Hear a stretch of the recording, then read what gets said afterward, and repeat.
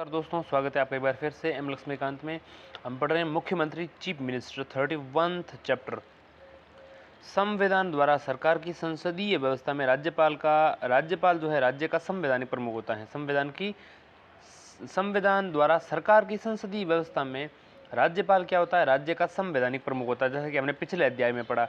जबकि मुख्यमंत्री जो होता है वो वास्तविक प्रमुख होता है।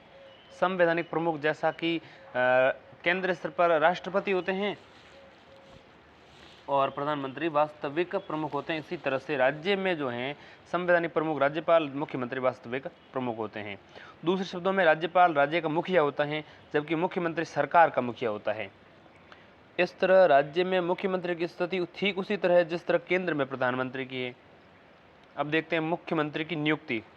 संविधान में मुख्यमंत्री की नियुक्ति और उसके निर्वाचन के लिए कोई विशेष प्रक्रिया नहीं है। केवल अनुच्छेद 164 में कहा गया है कि मुख्यमंत्री की नियुक्ति राज्यपाल करेगा। 164 में कहा गया है कि मुख्यमंत्री की नियुक्ति कौन करेगा? राज्यपाल करेगा।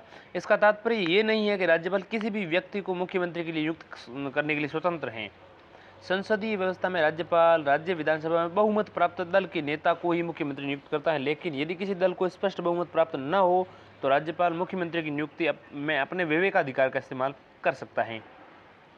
ऐसी परिस्थिति में राज्यपाल सबसे बड़े दल या दलों के समूह के नेता को मुख्यमंत्री नियुक्त करता है और उसे 1 माह के भीतर अपने सदन में विश्वास मत प्राप्त करने के लिए कहता है। ठीक है, राज्यपाल अपने व्यक्तिगत फैसले द्वारा मुख्यमंत्री की नियुक्ति कर सकता है। कब कर सकता है? देखिए, जब कार्यकाल के दौरान उसकी मौत हो जाए, कोई उत्तराधिकारी तय न हो। हालांकि मुख्यमंत्री की नियुक्ति के पश्चात सत्तारूढ़ दल सामान्यतः नए नेता का चुनाव कर लेता है और राज्यपाल के पास उससे नियुक्त करने के अलावा और कोई विकल्प नहीं होता है। संविधान में ऐसी कोई अपेक्षा नहीं है कि मुख्यमंत्री नियुक्त होने से पूर्व कोई व्यक्ति बहुमत सिद्ध करे। नियुक्त होने से पहले बहुमत सिद्ध करना नहीं होता है।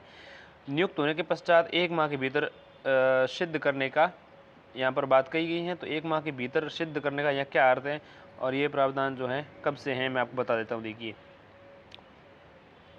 अगर देखें तो तमिलनाडु में 1951 में, राजस्थान में 1967 में, हरियाणा में 1982 में राज्यपाल ने सबसे बड़े दल के नेता को सरकार बनने का न्योता दिया था।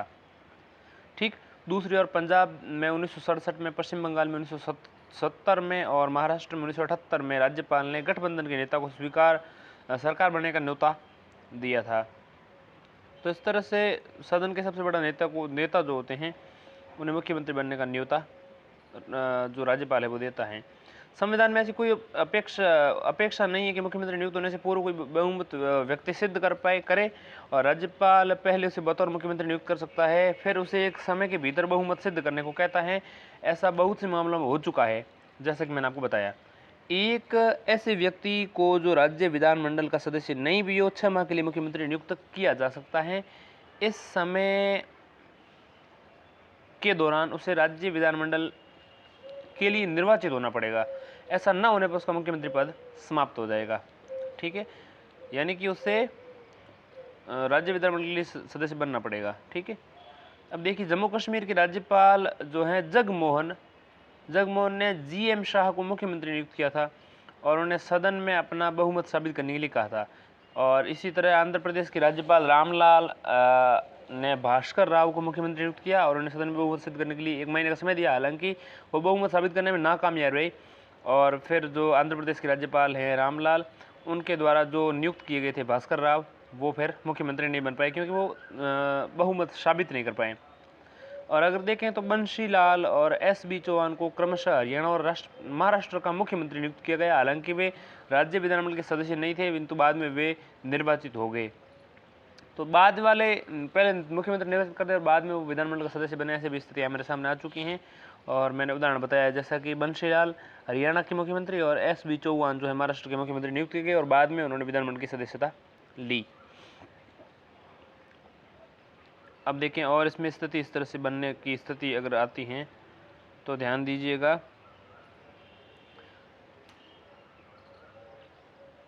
अब हम देखते हैं शपथ, कार्यकाल एवं वेतन। कार्य ग्रहण करने से पूर्व राज्यपाल उसे पद व गोपनीयता की शपथ दिलाते हैं और अपनी शपथ में मुख्यमंत्री कहते हैं या मुख्यमंत्री कहता है कि मैं भारत के संविधान के प्रति सच्ची श्रद्धा और सत्यनिष्ठा रखूंगा, भारत की संप्रभुता और अखंडता बनाए रखूंगा, मैं अपने दायित्वों का श्रद्धापूर्वक और शुद्ध अंतःकरण से निर्वहन करूंगा। मैं भय या पक्षपात, अनुराग या द्वेष के बिना सभी प्रकार के लोगों के प्रति संविधान और विधि के अनुसार न्याय करूंगा।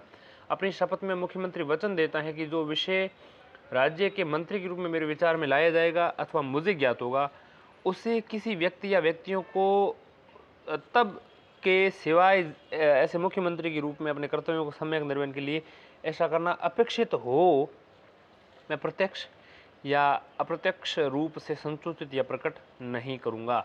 मतलब ये होता है कि जो मुख्यमंत्री बनता है वो शपथ लेते हैं और जो विषय उनके राज्य में मुख्यमंत्री के रूप में जब वो रहते हैं तो लाए जाते हैं उनके सामने, तो कोई विशेष मतलब अपेक्षित का मतलब ये है कि व्यक्तियों को अपेक्षित, जब वो विषय जो प्रकट करने के अपेक्षित हो, संसूचित करने या प्रकट करने के लिए अपेक्षित हो, ऐसी स्थिति को छोड़ दे या उस ऐसी स्थिति के सिवाय मैं अपने मंत्री के कर्तव्य के रूप में सम्यक निर्वहन के लिए ऐसा जब तक अपेक्षित न हो, मैं प्रत्यक्ष अप्रत्यक्ष रूप से अपने सब्जेक्ट्स जो है संसूचित या प्रकट नहीं करूंगा, यानी कि गोपनीयता बनी रहेगी। मुख्यमंत्री का कार्यकाल निश्चित नहीं है, वह राज्यपाल के प्रसाद पर्यंत अपने पद पर रहता है। यद्यपि इसका तात्पर्य नहीं है कि राज्यपाल उसे किसी भी समय बर्खास्त कर सकता है। राज्यपाल द्वारा उसे तब तक बर्खास्त नहीं किया जा सकता जब तक उसके विधानसभा में बहुमत प्राप्त है। यदि वह विधानसभा में विश्वास खो देता, उसे त्यागपत्र देना पड़ता, तो राज्यपाल उसे बर्खास्त कर सकता है। तो विधानसभा में बहुमत जो होता है वो बेहद महत्वपूर्ण होता है। देखिए, मुख्यमंत्री अपने पद और गोपनीयता की शपथ राज्य के अन्य मंत्रियों की तरह ही होती हैं। इसको हम अध्याय संख्या 32 में आगे देखेंगे। अब ध्यान दीजिएगा, एस.आर. बोम्मई बनाम भारत संघवाद। एस.आर. बोम्मई बनाम भारत संघवाद 1994 में उच्चतम न्यायालय सुप्रीम कोर्ट ने व्यवस्था दी और कहा कि कई बार उल्लंघन हुआ है इस नियम का, इसके बावजूद भी राज्यपाल ने सदन में बहुमत सिद्ध करने का समय देने से पहले ही मुख्यमंत्री बर्खास्त कर दिया गया। मतलब ये है कि ऐसा सुप्रीम कोर्ट ने कहा कि जब तक वो बहुमत में है दल, तब तक उसे बर्खास्त नहीं कर सकते मुख्यमंत्री को, और मुख्यमंत्री को बर्खास्त कर दिया गया। एस.आर. बोम्मई बनाम भारत संघवाद में जो ये निर्णय दिया गया कि मुख्यमंत्री को बर्खास्त नहीं कर सकते, उसका राज्यपालों ने कई बार उल्लंघन किया है। आगे ध्यान दीजिएगा,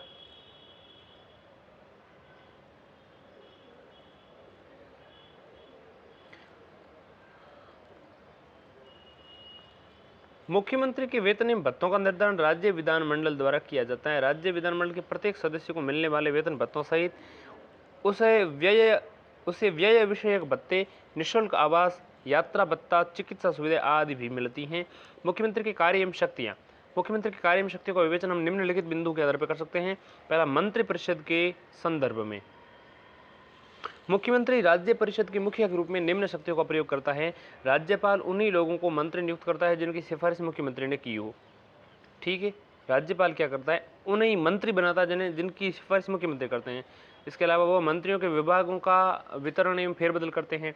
इसके अलावा मतभेद होने पर किसी भी मंत्री से त्यागपत्र देने के लिए कहते हैं, ऐसे राज्यपाल उसे बर्खास्त करने का परामर्श देते हैं मुख्यमंत्री। इसके अलावा वह मंत्रिपरिषद की बैठक की अध्यक्षता करते हैं और फैसलों को प्रभावित करता है। इसके अलावा सभी मंत्रियों के क्रियाकलापों में सहयोग, नियंत्रण, निर्देश या मार्गदर्शन मुख्यमंत्री देता है।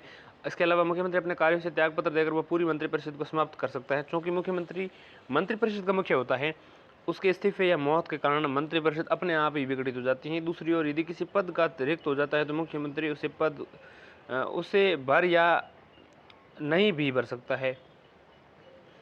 अब देखिए, राज्यपाल के संबंध में मुख्यमंत्री की निम्नलिखित शक्तियां प्राप्त हैं। देखिए, पहली, राज्यपाल और मंत्रिपरिषद के बीच संवाद का मुख्य तंत्र होता है मुख्यमंत्री का यह कर्तव्य है कि वह राज्य के कार्यों के प्रशासन संबंधी और विधान विषयक प्रस्थापनाओं संबंधी मंत्रिपरिषद के सभी विनिश्चय राज्यपाल को संसूचित करें। दूसरा, राज्य के कार्यों के प्रशासन संबंधी और विधान विषयक प्रस्थापनाओं संबंधी जो जानकारी राज्यपाल मांगे वो मुख्यमंत्री देता है। इसके अतिरिक्त किसी विषय को जिस पर मंत्री ने निश्चय कर दिया है किंतु मंत्रिपरिषद ने विचार नहीं किया है, राज्यपाल द्वारा अपेक्षा किए जाने पर मंत्रिपरिषद के समक्ष विचार के लिए रखे। इसके अलावा महत्वपूर्ण अधिकारियों जैसे महाधिवक्ता, राज्य लोक सेवा आयोग के अध्यक्ष, सदस्यों, राज्य के निर्वाचन आयुक्त आदि की नियुक्ति के संबंध में राज्यपाल को परामर्श देते हैं मुख्यमंत्री। अब हम बात करते हैं राज्य विधानमंडल के संबंध में। सदन के नेता के नाते मुख्यमंत्री को निम्नलिखित शक्तियां प्राप्त हैं। पहली, वह राज्यपाल को विधानसभा का सत्र बुलाने और स्थगित करने के संबंध में सलाह देता है। वह राज्यपाल को किसी भी समय विधानसभा विघटित करने की सिफारिश कर सकता है। वह सभा पटल पर सरकारी नीतियों की घोषणा करता है। अन्य शक्तियां एवं कार्य, उपरोक्त शक्तियों एवं कार्यों के अलावा मुख्यमंत्री के निम्नलिखित कार्य भी हैं।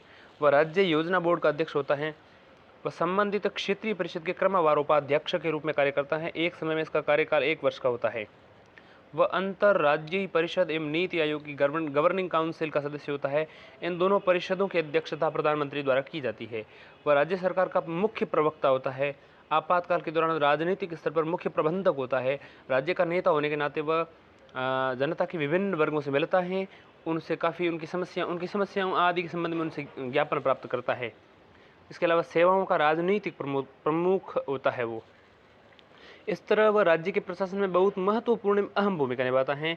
हालांकि राज्यपाल का विवेकाधिकार राज्य प्रशासन में मुख्यमंत्री की कुछ शक्तियों, प्राधिकार और प्रमुख और प्रतिष्ठा स्थिति आदि में कटौती कर सकता है। यानी कि राज्य प्रशासन में वो अहम भूमिका होता है, लेकिन राज्यपाल का विवेकाधिकार राज्य प्रशासन में मुख्यमंत्री की कुछ शक्तियां कम कर सकते हैं। शक्तियां, प्राधिकार, प्रमुख, प्रतिष्ठा और अवस्था आदि में कटौती कर सकते हैं। तो मुख्यमंत्री जो है एक महत्वपूर्ण व्यक्ति होता है। अब राज्यपाल के संबंध में देखें तो संविधान में राज्यपाल एवं मुख्यमंत्री के बीच संबंधों की निम्नलिखित विवेचना की गई है। अनुच्छेद 163 में जिन बातों में संविधान द्वारा, अनुच्छेद 163 क्या कहता है ध्यान दीजिएगा, 163, 164 और 167 इनके बारे में क्या लिखा गया है। देखिए 163 में क्या कहा गया है, जिन बातों में इस संविधान द्वारा या इसके अधीन राज्यपाल से अपेक्षित है कि वह अपने कृत्यों या उनमें किसी को अपने व्यय के अनुसार उनसे बातों को जोड़ करके, अनुच्छेद 163 क्या कहता है, मैं फिर से समझाता हूँ, देखिए ध्यान से। जिन बातों में इस संविधान द्वारा या इसके अधीन राज्यपाल से अपेक्षित हैं, यानी जिस जकी बातों वास्ते संविधान के द्वारा या जकी चीज़ों वास्ते राज्यपालों अपेक्षा की है, देखियो कि वो अपने कृत्यों या उनमें से किसी को अपने विवेकानुसार करे और उन बातों को छोड़कर राज्यपाल को अपने कृत्यों का प्रयोग करने में सहायता देने या सलाह देने के लिए एक मंत्रिपरिषद होगी। उसका प्रमुख कौन होगा, मुख्यमंत्री होगा। उसका मुख्यमंत्री यानी एक मंत्रिपरिषद काउंसिल होगी और उसका प्रमुख जो होता है वो मुख्यमंत्री होता है। और मुख्यमंत्री जो है एक मंत्रिपरिषद का मुखिया, और मंत्रिपरिषद और मुख्यमंत्री मतलब सारे काउंसिल पूरी मिलकर के वो राज्यपाल को सहायता करेंगे, सलाह देंगे उसे। ठीक है, बता रहा हूँ फिर से। जिन बातों में इस संविधान द्वारा या इसके अधीन राज्यपाल से अपेक्षित हैं कि वह अपने कृत्यों या उनमें से किसी को अपने विवेकानुसार करें, उन बातों को छोड़कर, यानी कि जो अपने विवेकानुसार काम कर सकता है उन बातों को निकाल दें। तो इसके अलावा जो भी काम बचते हैं राज्यपाल के लिए अपने कृत्यों को करने के लिए, फिर वहाँ पर मंत्रिपरिषद उनके लिए सलाह और सहायता के लिए होगी। इसके अलावा अनुच्छेद 164 में लिखा गया है कि मुख्यमंत्री की नियुक्ति राज्यपाल करेगा या अन्य मंत्रियों की नियुक्ति राज्यपाल मुख्यमंत्री की सलाह पर करेगा। यानी कि 163 में लिखा गया है काउंसिल होगी वो सहायता करेगी राज्यपाल की। ठीक है, जबकि 164 में लिखा गया कि मुख्यमंत्री की नियुक्ति राज्यपाल करेगा। 64 में लिखा है मुख्यमंत्री की नियुक्ति और अन्य मंत्रियों की नियुक्ति राज्यपाल करेगा मुख्यमंत्री की सलाह पर। इसके अलावा 164 में लिखा है कि मंत्री राज्यपाल के प्रसाद पर्यंत पद धारण करेंगे। ठीक, राज्यपाल के प्रसाद पर्यंत। इसके अलावा 164 में लिखा है कि मंत्रिपरिषद की सामूहिक जिम्मेदारी राज्य विधानसभा के प्रति होगी। अब 167 अनुच्छेद जो है वो क्या कहता है, इसमें मुख्यमंत्री का कर्तव्य क्या लिखा गया है, मैं आपको 3 बिंदु बताऊंगा। पहला बिंदु 167 में राज्य के कार्यों के प्रशासन संबंधी और विधान विषयक प्रस्तावनाओं संबंधी मंत्रिपरिषद के सभी विनिश्चय राज्यपाल को संसूचित करेंगे। दूसरा, राज्य के कार्यों के प्रशासन संबंधी और विधान विषयक प्रस्तावनाओं संबंधी जो जानकारी राज्यपाल मांगे वो देंगे, और किसी विषय को जिस पर किसी मंत्री ने विनिश्चय कर दिया है किंतु मंत्रिपरिषद ने विचार नहीं किया है, राज्यपाल द्वारा अपेक्षा किए जाने पर परिषद के समक्ष विचार रखने का कार्य भी मुख्यमंत्री का होगा। अब अनुच्छेद 163, 164, 65, 66, 67 और 77 देख लेते हैं। 163 कहता है मंत्रिपरिषद द्वारा राज्यपाल को सहायता और सलाह देना। 164 में लिखा गया है मंत्रियों से संबंधित अन्य प्रावधान मुख्यमंत्री की नियुक्ति करेगा, अन्य मंत्रियों की नियुक्ति मुख्यमंत्री की सलाह पर राज्यपाल करेगा। ये सब 164 में आ गया। 166 में क्या लिखा है, राज्य सरकार द्वारा कार्यवाही संचालन। तो 166 में राज्य सरकार द्वारा कार्यवाही संचालन लिखा गया। 167 में राज्यपाल को सूचना प्रदान करने से संबंधित मुख्यमंत्री के दायित्व लिखे गए हैं। और 177 में क्या लिखे गए हैं, मंत्रियों के अधिकार सदनों का सम्मान करते हैं। मतलब मंत्रियों के अधिकार सदनों का सम्मान करते हैं, ये 177 में लिखा गया है।